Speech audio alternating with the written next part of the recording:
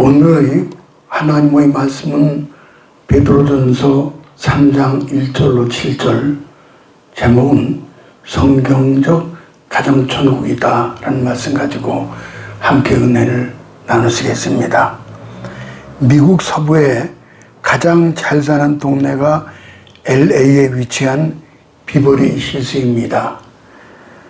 수년 전 어머니를 뵈러 미국에 처음 갔을 때 우리 막내 여동생이 그 근처 집 구경을 시켜주었습니다. 겉으로는 잘 모르겠는데 집들이 아주 호화주택들입니다. 이런 집들이에요. 이렇게 아주 집들이. 여러 작은 집도 있고, 또 이거는 그 언덕 위에는 아주 큰 집인데, 사람들은 그곳에 사는 갑부들을 보고 크게 행복할 것이라고 생각을 합니다. 그러나 그렇지 않습니다. 1990년대 그 지역에 정원 내부 장식 회사에서 일하는 사원들을 대상으로 설문조사를 했다고 합니다. 그 결과 사원들의 공통 관심사는 두 가지였는데, 하나는 어떻게 저렇게 잘 살 수 있을까? 또 하나는 어떻게 저런 부자 동네에 건전한 가정이 거의 없을까 하는 점이었습니다. 물론 정상적인 가정도 많이 있습니다. 그러나 부정적인 이미지가 더 컸던 모양입니다. 그 부자 동네 소위 동성애자들, 호모들이 더러 살고 있더라는 거예요. 또 개나 고양이 등 반려동물을 데리고 외롭게 사는 노인들, 또 20대 여자와 사는 남자 노인, 20대 남자와 사는 여자 노인, 정상적인 가정이 거의 없더라는 거예요. 가정의 행복은 물질이나 세상적인 것이 있지 않습니다. 하나님을 가장 우선순위로 두어야만 이제 두고 사느냐 그렇지 않느냐에 달려서 가정의 행복이 있는 거죠. 성경 창세기를 보면은 부부를 만드신 분도 하나님이시요, 가정을 세운 분도 하나님이십니다. 그러므로 가정의 중심은 하나님이 되어야 합니다. 그럴 때 땅에서부터 가정천국과 안식을 누리게 되는 것이 성경 가르침입니다. 5월은 가정의 달입니다. 어떤 것이 행복한 가정생활인지 본문을 통해서 이제 은혜를 또 나누게 될 것입니다. 우리는 가정의 문제를 부부의 문제로만 생각합니다만 부부의 문제가 아니라 그리스도와의 관계 문제입니다. 지저스 크라이스트라고 하는 예수님과의 관계. 그래서 다시 말씀드리면 남편과 아내의 관계는 나와 그리스도와 맺은 관계를 기초로 해서 가정이 세워지는 겁니다. 사도 베드로는 가버나움에서 장모님을 모시고 살았습니다. 그러니까 아내가 있어요. 로마 가톨릭에서 교황은 결혼하지 않잖아요. 신부도 마찬가지지만은 사도 베드로는 그 결혼을 했습니다. 그 장모님 모시고 살았는데 열병으로 고생할 때 예수님 모시고 치료를 한 적이 있었습니다. 그림을 좀 볼까요? 요거는 베드로의 장모가 열병이 있을 때 예수님 고쳐주셨어요. 요거는 이제 베드로고 요거는 베드로의 아내죠. 또 성경학자들은 마가복음 10장 16절에 예수님이 어린아이를 안고 하나님 나라는 이런 아이의 것이라고 축복하셨는데 그 아이가 베드로의 딸이었다라고 그렇게 이제 성경학자들은 말씀하고 있습니다. 또 2절에 보니까는 보면은 이제 오늘 사도 베드로는 아내와 신앙생활하면서 겪은 가정의 경험을 가지고 부부의 문제를 이제 우리에게 가르쳐주고 있죠. 예수님이 아이를 안고 축복하셨던 그 내용, 이 내용이에요. 이제 사도 베드로의 딸이라고 이제 합니다. 그러면은 이런 배경 속에서 이제 우선 첫 번째 불신 남편을 둔 아내의 기본적인 신앙이 우리가 들여다봐야 할 것입니다. 1절을 보면은 아내들여 이와 같이 자기 남편에게 순종하라. 이는 혹 말씀을 순종하지 않은 자라도 말로 말미암지 않고 그 아내의 행실로 말미암아 구원을 받게 하려 함이니. 여기 말이 아니라 행실이라 그랬습니다. 우선 교회 안에서 아내 혼자서 믿을 땐 참 가슴이 아픕니다. 이분들이 가장 부러운 것은 부부가 아이들 손잡고 함께 교회 오는 것이죠. 이런 그림 이렇게 볼 수 있죠. 아이를 업고 안고. 나는 언제나 저렇게 해보나 우리 남편은 언제 저렇게 교회 나올까 하는 거죠. 그러나 본래 믿는 사람이 어디 있습니까? 우리 모두 역시 본래부터 믿은 건 아니잖아요. 130년 전으로 돌아가면은 이 대한민국 나라 한반도에는 아무도 믿지 않았어요. 우리가 먼저 믿었다면 분명히 그건 하나님의 은혜입니다. 하나님 모든 사람이 구원받기를 원하셔요. 그래서 믿지 않는다면 하나님의 기회가 남아있는 겁니다. 그러니까 긍정적으로 바라볼 때 그렇다는 거죠. 또 탐관 우리의 대명사 삭개오가 우리가 잘 알죠. 삭개오는 어느 날 예수님을 믿습니다. 그 예수님이 그 삭개오를 바라보시면서 오늘 내가 네 집에 들어가야 되겠다. 그러니까 이 삭개오만 구원시킨 것이 아니라 삭개오 가정을 구원시켜요. 그 삭개오가 너무 져가지고 나무에서 내려오죠. 그때 예수님께서 하실 말씀이 그 삭개오를 칭찬하시면서 이도 아브라함의 자손이다. 그렇게 칭찬하셔요. 예수님이.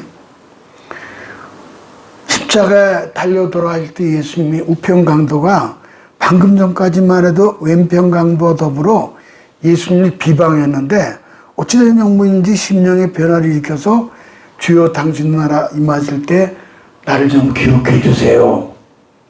순간적으로 믿어서 십자가에서 나온 허락을 받았습니다. 우편강도가요. 참 귀한 내용이죠. 우리 가정이 믿고 2대, 3대, 4대가 믿는다면 하나님의 큰 축복입니다. 그러나 불신 가정도 앞으로 구원의 축복이 임합니다. 왜냐하면 사도행전 2장 16절 31절에 보니까 이렇게 말씀하셨잖아요. 주 예수 그리스도를 믿어라. 그리하면 조건 아닙니까? 한 사람이 믿으면은 그리하면 너와 네 집이 구원을 얻으리라.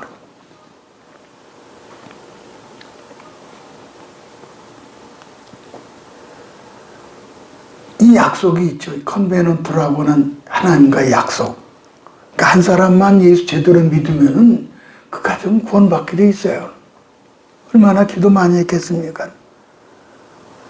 브루셀이라는 믿음의 사람이 신앙적으로 매우 귀중한 교훈을 남겼는데 모든 성인에게는 과거가 있고 모든 죄인에게는 미래가 있다 그랬어요. 우리 일반적으로 볼 때는 죄인에게 미래가 없지요. 지옥 갈 텐데. 근데 죄인이 미래가 있다는 것은 회개할 기회가 있다는 거예요. 삭개오처럼 혹은 우편강도처럼 기회가 있다는 거예요. 그렇습니다. 지금 안 믿는다고 평생 안 믿는 것이 아닙니다. 그러면 믿지 않는 남편의 가장 적합한 전도자는 누구입니까? 아내죠. 아내. 왜 아내가 적합한 전도자가 됩니까? 무엇보다 아내와 남편은 운명을 같이 하기 때문입니다. 그래서 예수님 농사의 비유로 멍에를 같이 맨다. 그런 말씀을 하셨어요. 고린도후서 6장 14절에 보니까 이렇게 말씀하셨죠. 너희는 믿지 않는 자와 멍에를 같이 하지 말라. 자, 멍에를, 이게 멍에죠. 멍에를 함께 맨다는 말씀은 소위 목에 나무를 지워서 수레나 쟁기를 함께 끄는 일을 합니다. 이스라엘은 땅이 척박하기 때문에 소 한 마리가 쟁기를 가는 경우는 거의 없고 보통 두 마리가 함께 끕니다. 부부는 인생의 멍에를 함께 짊어집니다. 멍에는 하나인데 소가 둘이니 어떻게 해야 합니까? 마음이 맞지 않으면은, 걸음걸이가 같지 않으면은, 방향이 같지 않으면 넘어져요. 그래서 믿음이 다르면 생각하는 것이 다르고 서로 다른 가치관 때문에 넘어질 수밖에 없어요. 그래서 부부는 같은 인생관, 같은 세계관, 같은 천국을 향한 내세관, 같은 하나님을 믿어야 하는 것입니다. 이 세상에 자식이 있는 부모가 없다고 합니다만 마찬가지로 아내 이기는 남편은 세상에 없죠. 6절을 또 가볼까요? 예, 6절을 보니까 이렇게 말씀하셨어요. 사라가 아브라함을 주라 칭하여 복종한 것 같이 너희가 선을 행하고. 이 말씀이 아주 유명한 말씀이에요. 여기는 사도 베드로께서 하신 말씀이지만은 이 구약의 말씀을 인용하는 거거든요. 인용을. 사라가 아브라함을 주라 칭하여 복종한 것 같이 너희가 선을 행하고 그랬어요. 아브라함이 믿음의 조상이라고 하면 사라는 믿음의 어머니죠. 그런데 사라는 아브라함을 주라고 부르면서 순종을 했습니다. 사라의 또 다른 이름은 여왕이라는 뜻입니다. 사라는 여성들의 심리적으로 공주 콤플렉스가 있습니다. 사라는 그 이름처럼 정말 여왕 같았습니다. 우선 미모가 뛰어났고 그와 더불어 나이에 비해 최소 20-30년은 한 젊어 보였어요. 그래서 애굽 왕이 또 그랄 왕이 그 아름다움에 감탄을 하며 이 애굽 왕과 블레셋 왕이 너무 아름다우니까는 그래서 흑심을 품기도 했습니다. 사실 아브라함은 비겁한 자죠. 그 애굽 왕에게 그 그랄 왕에게 죽임을 당할까 봐 그 자기를 죽이고 자기 부인을 뺏어가려니까 그 자기 아내를 누이 동생이라고 속입니다. 보통 같으면은 사라가 노해가지고 아유 이 인간아 아무래도 그렇지 그래 그렇게 할 수도 있죠. 근데 남편에게 주여하며 순복함으로 자기를 단장했다는 것이 이제 오늘 일대제의 말씀입니다. 이 주여라고 하는 말씀의 배경은 창세기 18장 12절에 인용한 것인데 거길 가볼까요?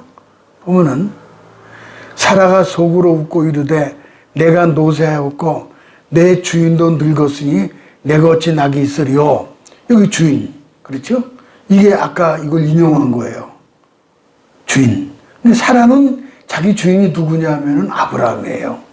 이때는 뭐냐 하면은 아기를 갖지 못했어요. 아기를.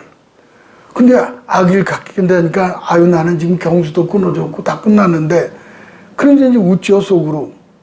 근데 14절에 보면은 여호와께서 능치 못할 일이 있겠느냐 기한이 이를 때에 사라에게 아들이 있으리라. 할렐루야. 이렇게 된 거예요. 그림을 좀 볼까요? 자, 이제 장막에서 하나님께 나타나서 하나님께서 말씀하시기를 아이를 가질 것이다. 이 사라도 이 장막 속에서 웃지요. 아브라함도 물론 웃었죠. 하나님은 아브라함을 아브라함, 열국의 아버지 그렇게 부르고 사레를 사라, 열국의 어머니로 또 바꿔줍니다. 그리고 하나님께서 사라의 태를 열어서 아들을 주실 것을 말씀하시자 사라가 웃었던 겁니다. 그때 하나님은 여호와께서 능치 못할 일이 있겠느냐 기한이 이를 때에 사라에게 아들이 있으리라. 근데 진짜 아들이 태어난 거예요. 아들이. 이게 이삭이에요, 바로.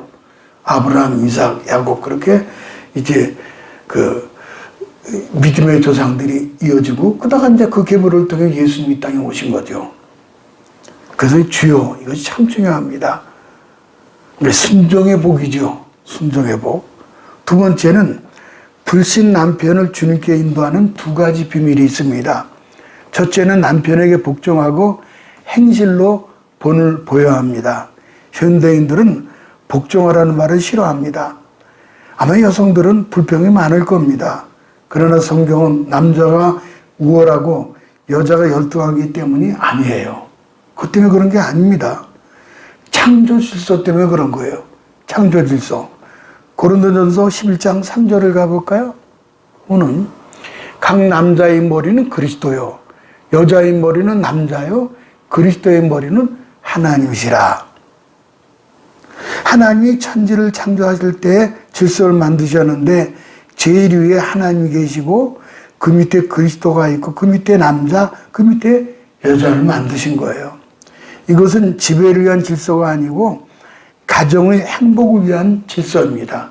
가정의 행복을 위한 질서다. 그림을 좀 볼까요?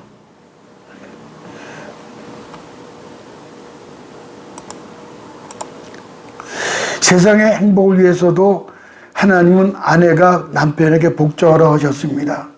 철학자 프란시스 베이컨은 이렇게 말했죠. 유명한 철학자입니다, 이분이 하는 말이 아내는 남편에게 초년에는 연인이고 중년에는 친구이고 노년에는 간호사다. 이런 말을 했어요. 여성은 섬김의 일생을 말하는 거죠. 그래서 여자의 일생이라는 말이 나오는 것 같아요. 어머니는 일평생 남편을 섬기기 때문에 또 일평생 자식의 뒷바라지를 하기 때문에 사랑과 헌신의 일생입니다. 1절에 말로 말미암지 않고 그 아내의 행실로 말미암아 구원을 받게 하려 함이니, 믿는 아내가 실수하기 쉬운 것은 자칫 말만 하고 행실의 본을 보이지 않는 경우입니다. 그렇게 해서 남편이 감동받는 게 아니잖아요. 2절을 다시 또 볼까요? 너희의 두려워하며 정결한 행위를 봄이라. 여기서 보다라는 말은 흘낏 보는 것이 아니라 예의 주시하는 것을 뜻합니다. 믿지 않은 남편들은 믿는 아내의 말을 예의 주시하는 것이 아니라 아내의 행실을 예의 주시합니다. 아무리 믿음이 좋아도 남편을 무시하고 함부로 대하는 아내를 따라 교회 나올 남편이 어디 있겠어요. 믿음 있는 아내들의 실수할 또 하나의 가능성은 남편을 영적으로 무시하는 경우입니다. 자신은 기도하며 영적으로 사는데 남편은 세상에 찌들어서 불쌍하게 산 다음에 은근히 무시하는 태도죠. 그러니 아내에게 존중받지 않으면 교회는 남편은 없습니다. 어떤 권사님의 간증이 있습니다. 이 권사님의 남편이 조그만 중소기업 사장으로서 돈을 잘 버는데 교회는 나오질 않아요. 허구한 날 술만 마시고 들어옵니다. 잔소리 하다 지쳐서 어느덧 미워지고 무시하는 마음이 생겼습니다. 나는 이렇게 매일 기도하고 사는데 저 인간은 밤낮 술만 마시고 사니 마귀가 따로 없어. 이런 거예요. 그러면서 아이들 앞에서도 아빠를 함부로 대했습니다. 그러다 어느 날 무슨 일로 회사를 갔답니다. 소파에 잠시 앉아 있는데 부장이 들어오더니 90도로 절하면서 결제 서류를 내밀더랍니다. 그 다음에 비서가 차를 가지고 들어오는데 사장님 커피 드십시오 하는데 무슨 왕 앞에 고개 숙이듯이 하더라는 거예요. 회의가 시작되었는데 떠들썩하다가 남편이 들어오니까는 무슨 왕이 들어오듯이 조용해지더니만은 다 함께 고개를 숙이더라는 거예요, 고개를. 권사님 충격을 받고, 아니 남편이 이렇게 존경을 받나? 집에서는 하인 취급했으며 얼마나 속상했을까 했으니 그때부터 권사님 남편에게 잘하기 시작했습니다. 적어도 비서보다는 잘해야지하고 굳게 결심을 했다고 그래요. 얼마 지나지 않아서 남편이 일찍 들어오고 술도 적게 먹더라는 거예요. 어느 날 주일 아침인데 평소와 달리 아무데도 가지 않고 앉아있다가 어이 나도 한번 교회 가볼까? 그러더라는 거예요. 20년 만에 처음 듣는 말이었습니다. 남편에게 예수 믿으라 말 한마디 안 했지만은 아내의 행실, 그 사랑함으로 그가 스스로 하나님께 나오게 되었다는 겁니다. 두 번째는 외모보다 내면을 가꾸는 거죠. 3, 4절을 가볼까요?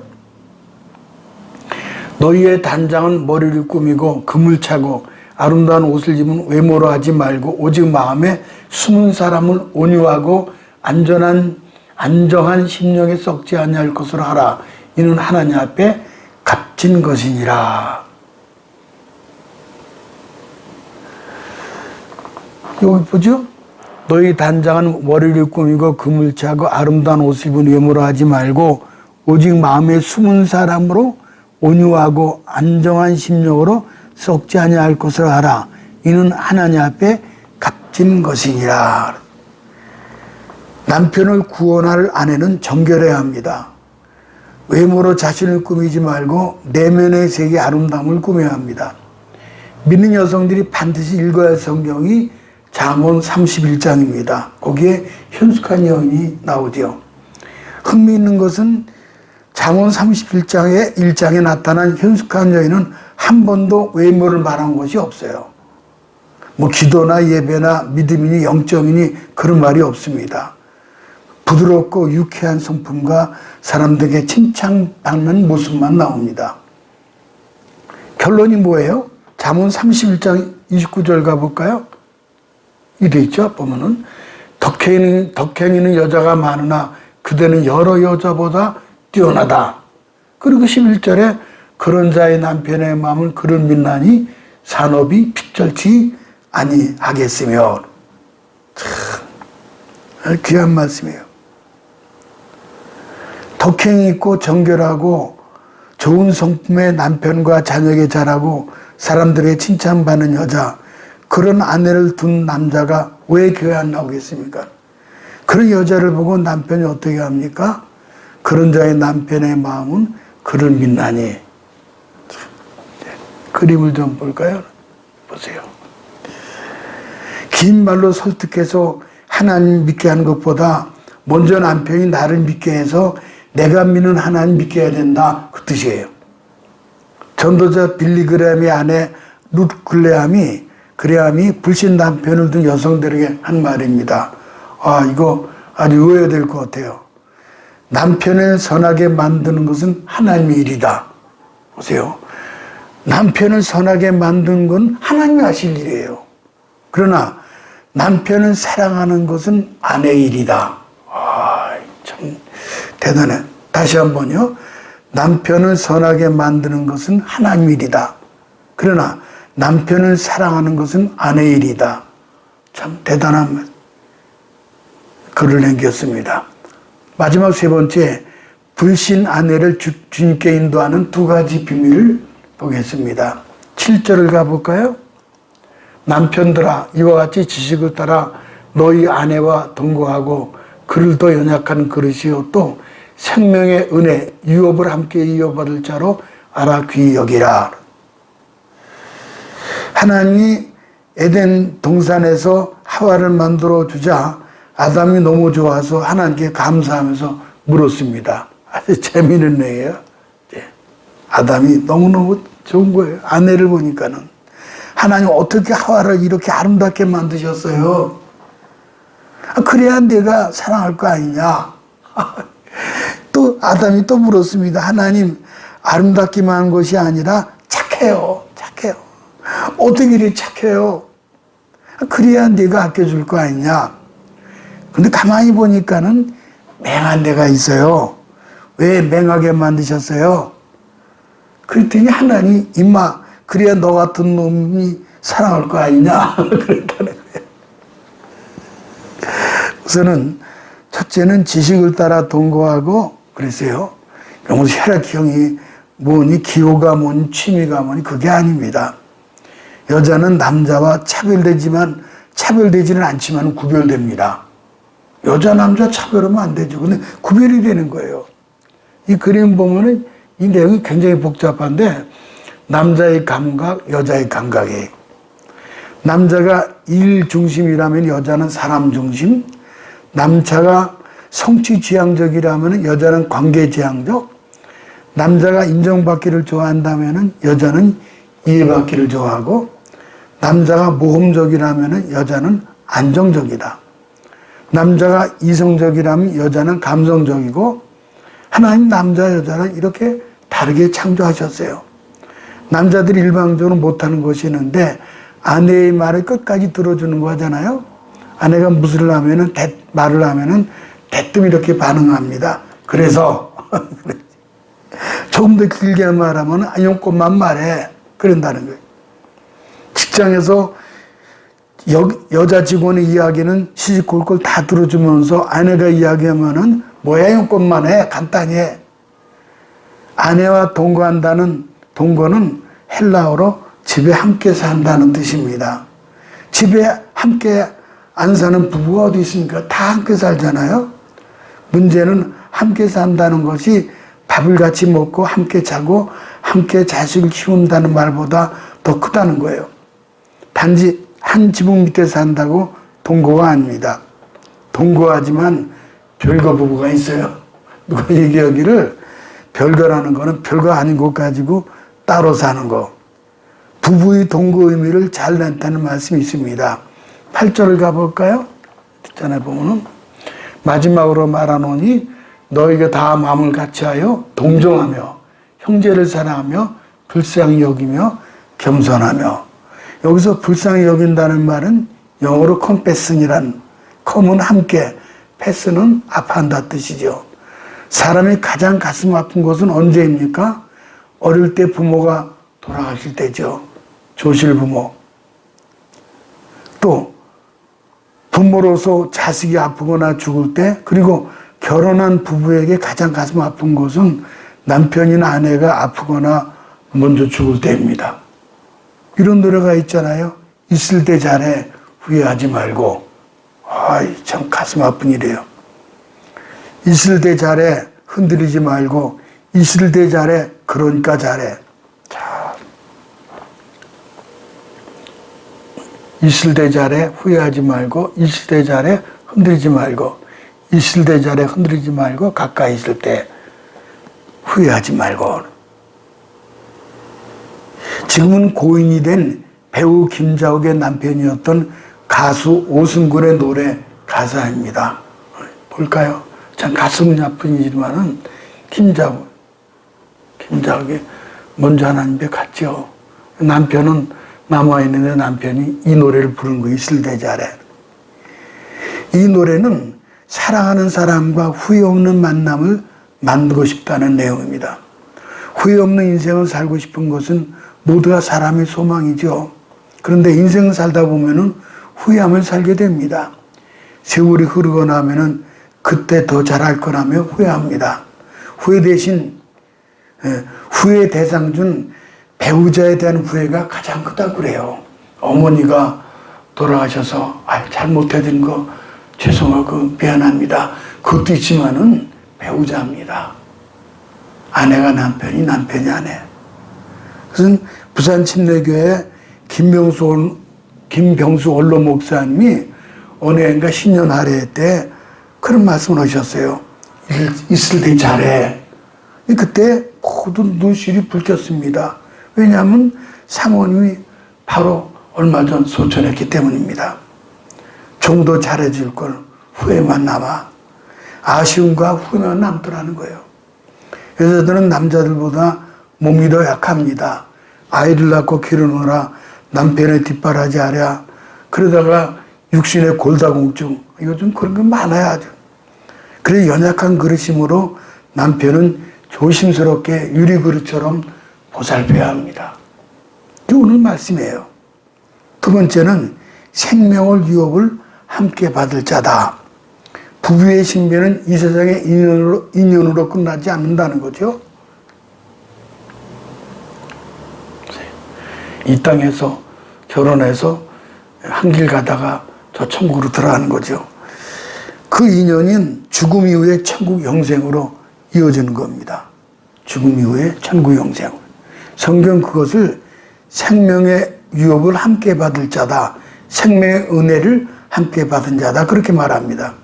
이 세상에 유일하게 한 무덤으로 들어가는 사람은 부부입니다. 아무리 부모가 가까워도 부모와 합장하는 경우는 없습니다. 그러나 부부는 남남에도 불구하고 한 무덤 속으로 합장을 합니다. 영화 타이타닉을 다 아실 겁니다.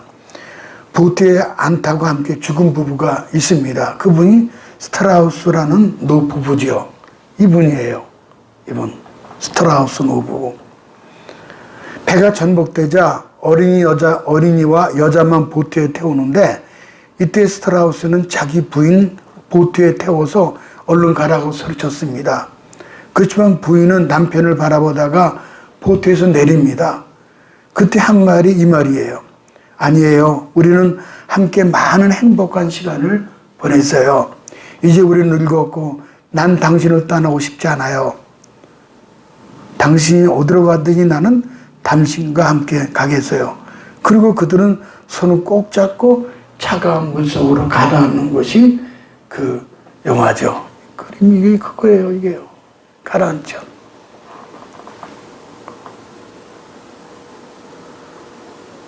죽음이 우리를 가다놓을 때까지 우리는 함께한다. 이것이 생명의 은혜의 유업을 함께 받을 자입니다.